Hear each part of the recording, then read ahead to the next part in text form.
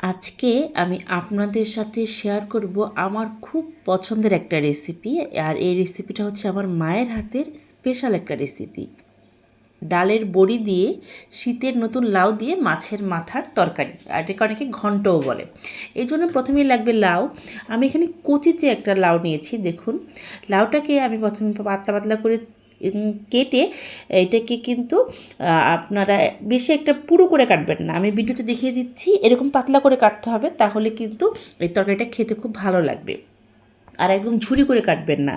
এই লাউয়ের তরকারিটা রান্না করার আগে এভাবে করে কেটে নেবেন, তাহলে এই লাউয়ের তরকারিটা পারফেক্ট, মানে যে টেস্টটা আসে সেটা আসবে। এখন ডালের বড়ি দিয়ে রান্না করব, এই জন্য কড়াইতে আমি দিয়ে দিয়েছি সর্ষের তেল। তারপর এখানে আমি ডালের বড়ি দিয়েছি। ডালের বড়িগুলোকে আমি হালকা ভেজে উঠিয়ে নিচ্ছি। আমি ছোটো সাইজের যে ডালের বড়ি আছে সেটা দিয়েছি, আপনারা বড় ডালের বড়ি দিয়েও করতে পারেন। এবার ওই একই তেলে 2টা তেজপাতা ফোড়ন দিলাম, সাথে দিয়ে দিলাম 1 চামচ জিরা। এটা কিন্তু খুব সুন্দর একটা ফ্লেভার অ্যাড করে, এই জন্য এই তেলের মধ্যে তেজপাতা আর জিরাটা ফোড়ন দিয়েছি। তারপর এখানে ধুয়ে রাখা লাউগুলো দিয়ে দিলাম। আমি লাউগুলো কিন্তু একটু পাতলা পাতলা করে কেটেছি, আর একবারে ঝুরি করে কাটিনি। প্রথমে আমি ভিডিওতে আপনাদের দেখিয়ে দিয়েছি, আপনারা ঠিক ওভাবেই কাটবেন, তাহলে তরকারিটা খেতে বেশি ভালো লাগে। যদি খুব একটা ঝুরি করে কেটে ফেলেন তাহলে কিন্তু এটা গলে যাবে, বা লাউটা কিন্তু খেতে এতটা ভালো লাগবে না। এখন সব কিছু খুব ভালোভাবে মিক্সড করে দিচ্ছি। আমি এখানে কিছু গুঁড়ো মশলা অ্যাড করব, এই জন্য প্রথমেই দিয়ে দিলাম লবণ। লবণটা পরিমাণ মতো দেবেন, প্রয়োজনে পরে লবণ অ্যাড করা যাবে। সাথে দিয়ে দিলাম হলুদ গুঁড়ো, আমি 1/2 চামচের মতো হলুদ গুঁড়ো দিয়েছি। সাথে আমি দিয়ে দেব ভাজা ধনে গুঁড়ো। আমি 1 চামচ ধনে গুঁড়ো দিয়েছি। ধনেটা কিন্তু অলরেডি ভেজে তারপর গুঁড়ো করে নিয়েছিলাম, সেটা দিয়েছি। আর সামান্য একটুখানি শুকনো মরিচের গুঁড়ো দিলাম। এটাতে খুব একটা বেশি ঝাল আসবে না, কিন্তু সুন্দর একটা কালার অ্যাড করবে। এখন সব কিছু খুব ভালোভাবে মিক্সড করে দিচ্ছি।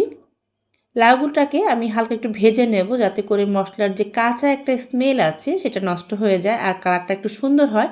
এই জন্য আমি এই লাউয়ের সাথে এই গুঁড়ো মশলা দিয়ে এটাকে হালকা একটু কষিয়ে নেব।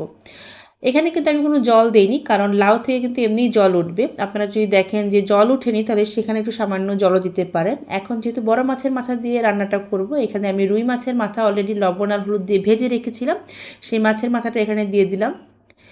এই মাছের তরকারিটা এই বড় মাছের মাথা দিয়েই খেতে বেশি ভালো লাগে। তারপরও আপনারা যে রুই মাছের মাথা দিয়ে করতে হবে, নট নেসেসারি। আপনারা রুই মাছের পরিবর্তে এখানে যে কোনো বড় মাছের মাথা বা ছোট মাছ দিয়েও করতে পারেন। এমনকি চিংড়ি মাছ দিয়েও কিন্তু এটা করা যাবে, কিন্তু বড় মাছের মাথা হলে পরে এটা খেতে বেশি ভালো লাগে। আমি ভালো মতো কষিয়ে নিচ্ছি, দেখুন। এখন এখানে আমি দিয়ে দেব ঝোল। লাউটা একটু সিদ্ধ হবে, মাছের মাথাটাও সিদ্ধ হবে, সেটা বুঝে আমি ঝোল দিয়েছি। আর এটা কিন্তু হালকা একটু গ্রেভি থাকবে, খুব একটা বেশি রাখবো না, সেটা বুঝে আমি ঝোলটা দিলাম। আপনারা অবশ্যই আপনাদের টেস্ট অনুযায়ী ঝোলটা দেবেন। সব কিছু খুব ভালোভাবে মিক্সড করে দিচ্ছি। চুলার আঁচটাকে এখন আমি মিডিয়ামে করে দেব। মিডিয়াম হিটে এটা 20 থেকে 30 মিনিট এটা রান্না হবে। এর মাঝখানে আমি ভেজে রাখা ডালের বড়িগুলো দিয়ে দিলাম। ডালের বড়ি দিয়ে আমি খুব ভালো করে মিক্সড করে দিচ্ছি, কারণ ডালের বড়িটাও খুব ভালো মতো সিদ্ধ হবে। এই রেসিপিটা শীতের দিনে খেতে খুবই ভালো লাগে, স্পেশালি আমার কাছে তো খুবই ভালো লাগে। এই জন্য আজকে আপনাদের সাথে এই রেসিপিটা আমি শেয়ার করলাম। এখন নামানোর আগে আমি দিয়ে দেবো ধনে পাতা কুচি। আমি 1 মুঠ ধনে পাতা দিচ্ছি, কারণ এটা খুব সুন্দর একটা ফ্লেভার অ্যাড করে। যারা ধনেপাতার ফ্লেভার পছন্দ করেন অবশ্যই একটু বেশি করে ধনেপাতা দেবেন, আর যারা পছন্দ করেন না তারা স্কিপ করে দেবেন। এখন সব কিছু খুব ভালো করে আমি মিক্সড করে দিচ্ছি। ধনেপাতা দিয়ে কিন্তু খুব একটা বেশি রান্না করব না, ধনেপাতার কালার নষ্ট হয়ে যাবে, এমনকি স্মেলটাও নষ্ট হয়ে যাবে। ধনেপাতা দিয়ে জাস্ট 5 মিনিট আপনারা এটা রান্না করবেন। আর বলেছি একটু গ্রেভি থাকবে, এই জন্য এখানে হালকা একটু গ্রেভি রেখেছি, যাতে করে গরম ভাতের সাথে খেতে ভালো লাগে।